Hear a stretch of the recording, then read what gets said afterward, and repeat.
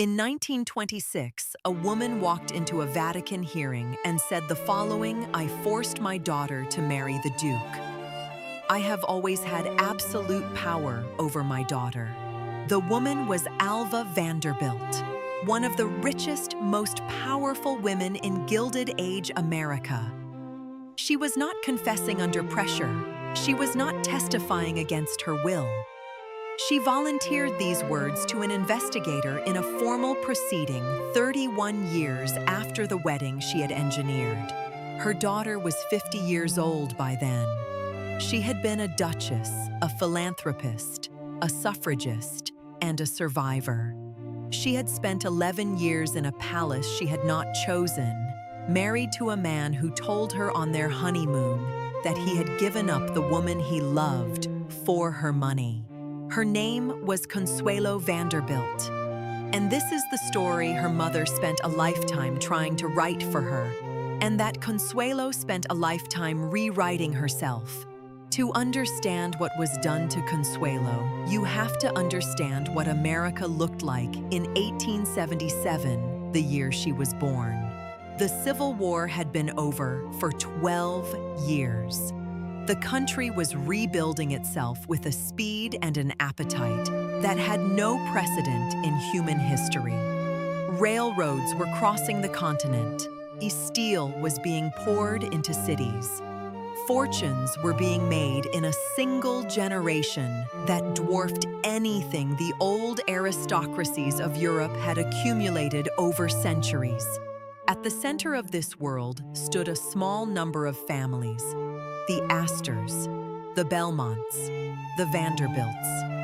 William Henry Vanderbilt had inherited $100 million from his father, Cornelius, the largest private fortune in American history at the time. His son, William Kissam. Vanderbilt Consuelo's father built Marble House on Bellevue Avenue in Newport, Rhode Island at a cost of $11 million. It had been presented at its completion in 1892 as a birthday gift for his wife. That wife was Alva. Alva Erskine Smith had grown up in relative poverty in Mobile, Alabama, and had married her way into the Vanderbilt fortune with a precision and a determination that she would spend the rest of her life applying to every project she undertook. She was brilliant, ruthless, and entirely clear-eyed about the relationship between money and power. She collected houses the way other women collected jewelry. She threw parties that required weeks of preparation and hundreds of staff. And she had one daughter. Consuelo was born on March 2, 1877, in New York City. She was named after Consuelo Iznaga, one of her mother's closest friends, a Cuban-American heiress who had married a British viscount. The name was not chosen randomly. Nothing Alva Vanderbilt ever did was chosen randomly. From the moment of her daughter's birth, Alva had a plan. Consuelo grew up in a world of absolute material abundance and absolute personal restriction.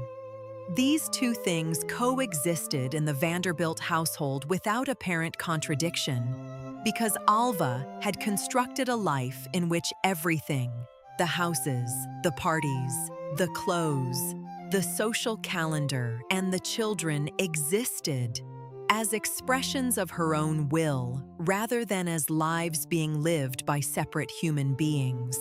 The houses were extraordinary. Marble House in Newport had a ballroom lined with gilded bronze. The family's mansion on Fifth Avenue had a facade that stopped traffic. There was a chateau-style cottage at Newport called Idle Hour. There was a steam yacht. There were staff in every room and a protocol for every occasion. Consuelo moved through all of it like a figure in a painting.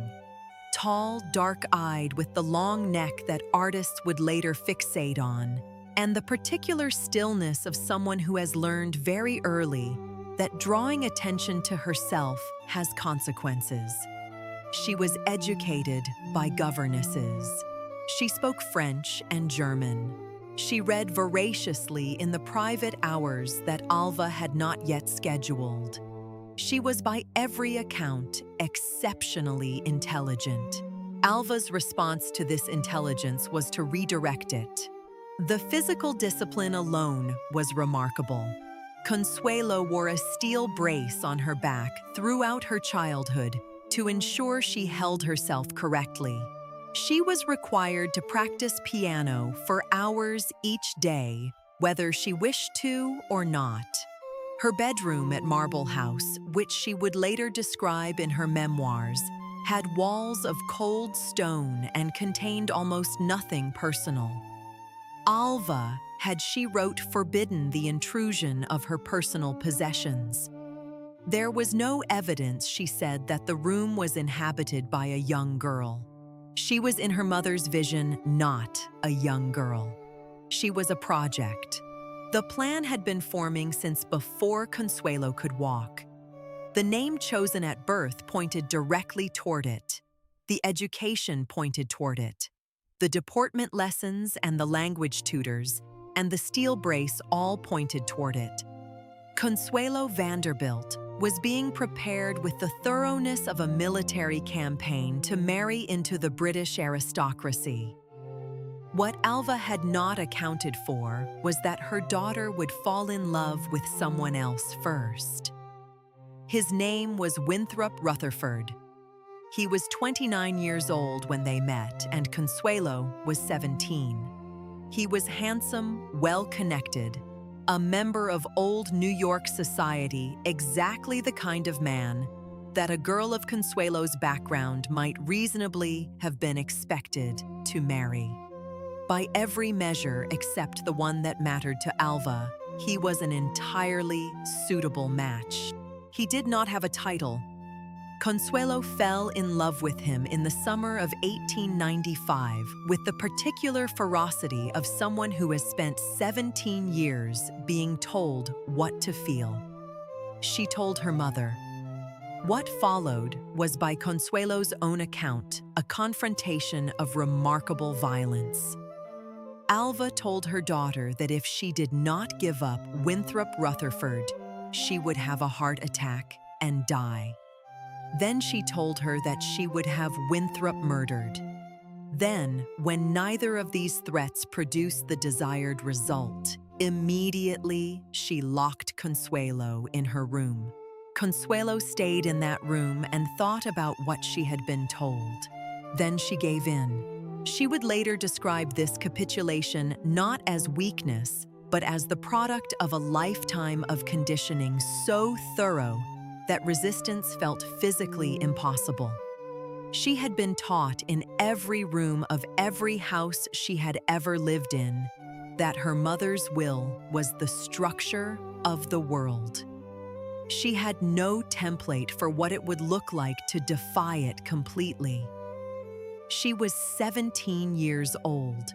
She had never in her entire life been permitted to want something that her mother had not first approved.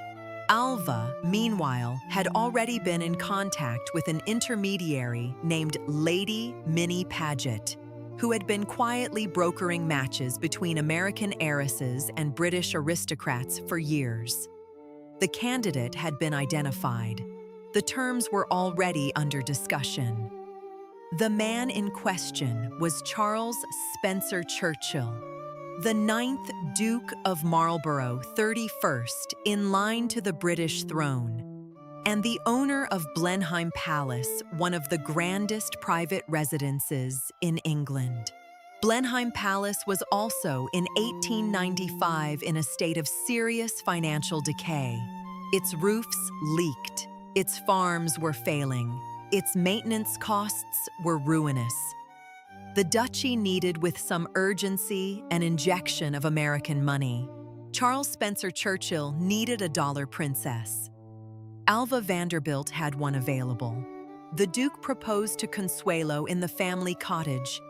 She described him afterward as dutiful rather than passionate. She described the moment of the engagement not as joy, but as inevitability. When she went to tell her younger brothers what had happened, she could not keep the tears out of her eyes. The wedding was set for November 6th, 1895. She was 18 years old. It is the morning of November 6th, 1895. St. Thomas Church on Fifth Avenue is filling with guests. Outside crowds have gathered on the street. The newspapers have been covering the engagement for months. To the world watching from the pavement, this is the wedding of the century. An American princess marrying a British duke. The ultimate fairy tale. Inside the church, the pews hold some of the most powerful people in the Western world. And in a room upstairs, the bride is alone. She wrote about this morning 58 years later in a memoir she called The Glitter and the Gold. She chose those words carefully. What she described was not a fairy tale. What she described was a prison with very expensive walls. The footman has been posted at her door since dawn. In her memoirs, Consuelo recorded the morning of her wedding in language so precise, it reads less like recollection and more like testimony. I spent the morning of my wedding day in tears and alone. No one came near me. A footman had been posted at the door of my apartment, and not even my governess was admitted. Like an automaton, I donned the lovely lingerie with its real lace and the white silk stockings and shoes. I felt cold and numb as I went down to meet my father and the bridesmaids who were waiting for me. She walked down the aisle of St. Thomas Church on the arm of her father, William Kissam Vanderbilt, who had been permitted to attend the ceremony for the sake of appearances and who left immediately after. The crowd turned to look at her as she entered. Some of them began whispering. It was patently obvious to anyone who looked that the bride had been crying. Throughout the ceremony, she stifled sobs behind her veil. She described the veil afterward as a blessing. Without it, she said, the full extent of her distress would have been visible to everyone in the church. The Duke stood at the altar waiting for her.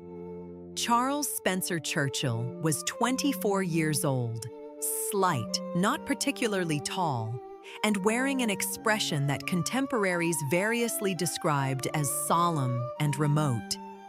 He had his own reasons for being there that had nothing to do with love.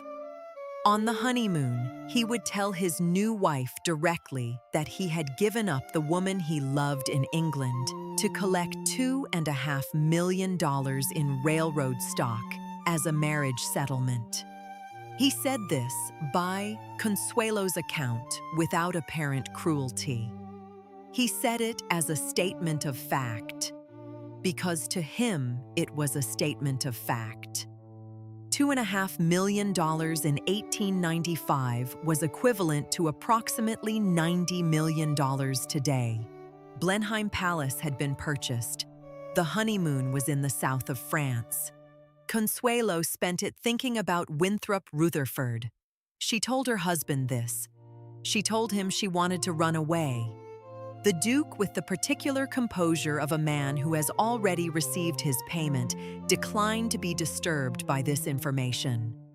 Winthrop Rutherford, when Consuelo eventually found a way to contact him, declined to see her.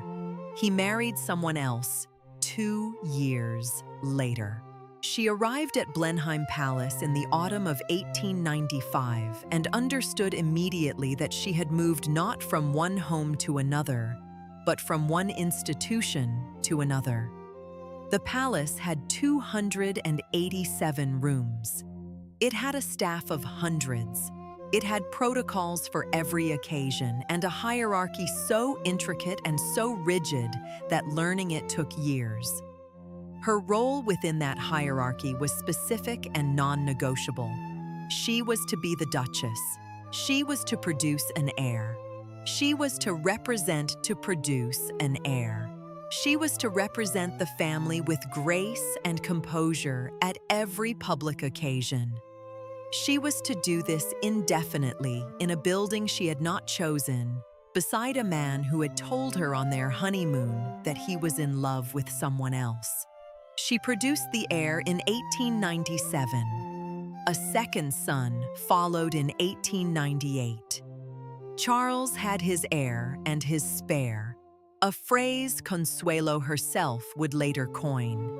And the marriage, which had never been a marriage in any emotional sense, settled into the particular chill of two people performing a function for an institution that required their presence, but not their happiness. Consuelo threw herself into the work available to her. She visited the tenants on the Blenheim estates and learned their names and their circumstances. She established a needlework school for local women. She visited hospitals.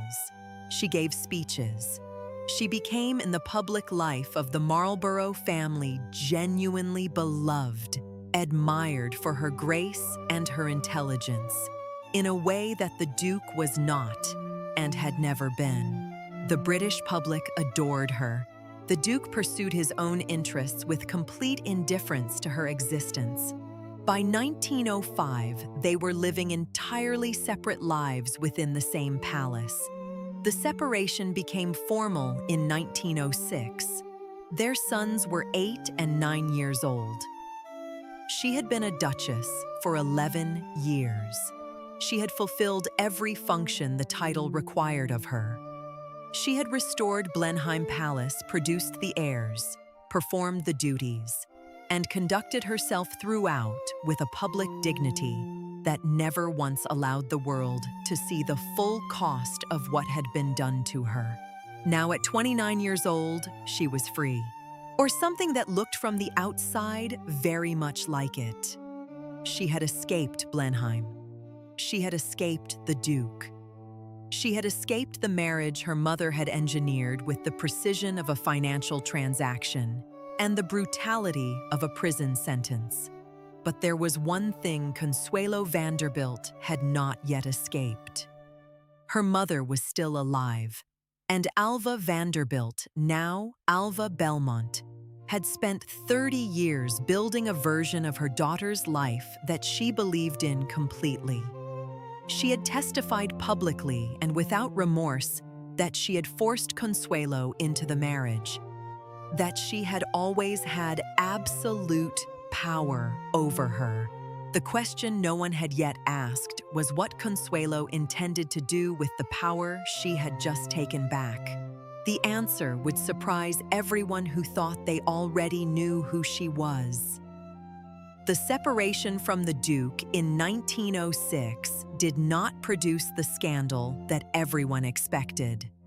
This was partly because Consuelo had spent 11 years building a public reputation so solid and so genuinely earned that even the most aggressive newspapers found it difficult to construct a narrative in which she was the villain. It was partly because the Duke, whatever his private behavior, was sufficiently aware of his own interests to avoid open conflict.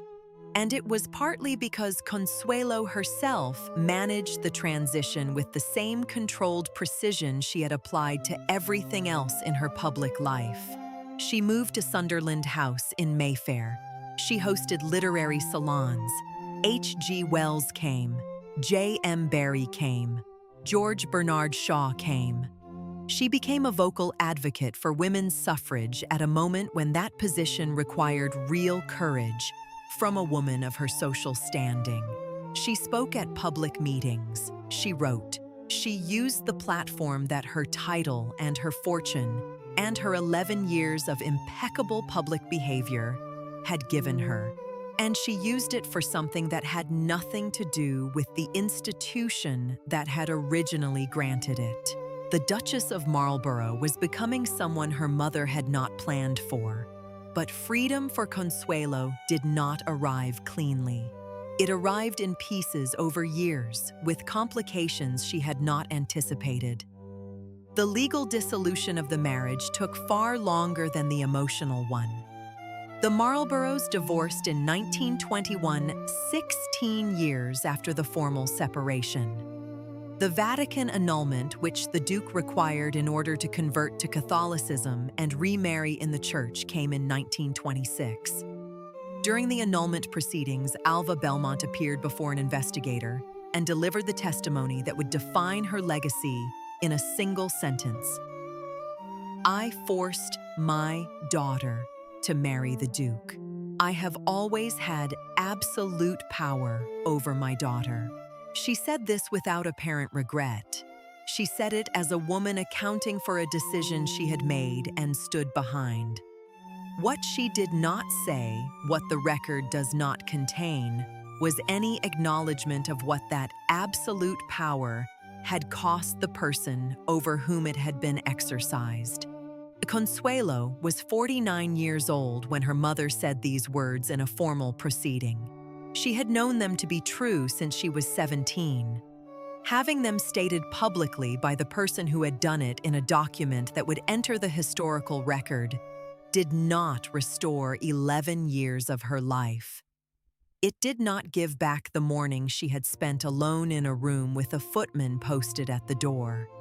It did not undo the honeymoon conversation, or the $2.5 million in railroad stock, or the two sons who had grown up watching their parents perform the functions of a marriage while living entirely separate lives.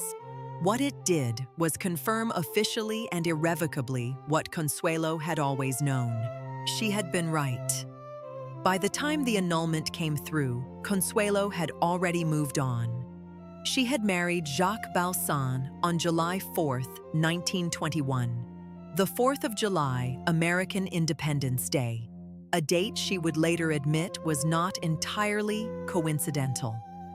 Balsan was a French aviation pioneer, an industrialist, a man who had first seen her when she was 17 and had quietly loved her from a distance for 24 years, while she lived the life her mother had chosen for her.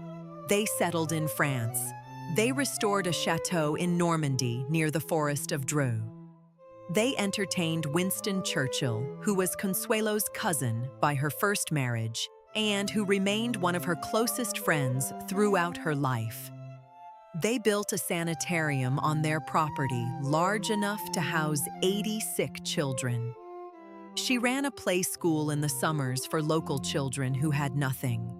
The woman who had been sold into a palace was building hospitals. But the losses kept arriving. Her son Ivor died of a brain tumor in 1956. Jacques died 6 weeks later.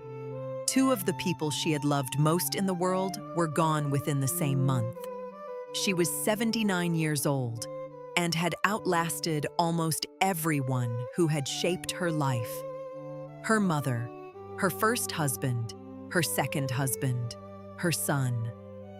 The marble house where she had worn a steel brace on her back and been forbidden to keep personal possessions in her own bedroom had been demolished in 1927. She was the last one standing, and she still had something left to say. In 1953, Consuelo Vanderbilt Balsan published her memoirs. She called them The Glitter and the Gold. The title was not accidental. It was a precise description of everything she had learned about the world her mother had delivered her into, that the glitter was real, and the gold was real, and that neither of them had anything to do with the thing that actually made a life worth living. The book is remarkable for what it contains and for what it refuses to do.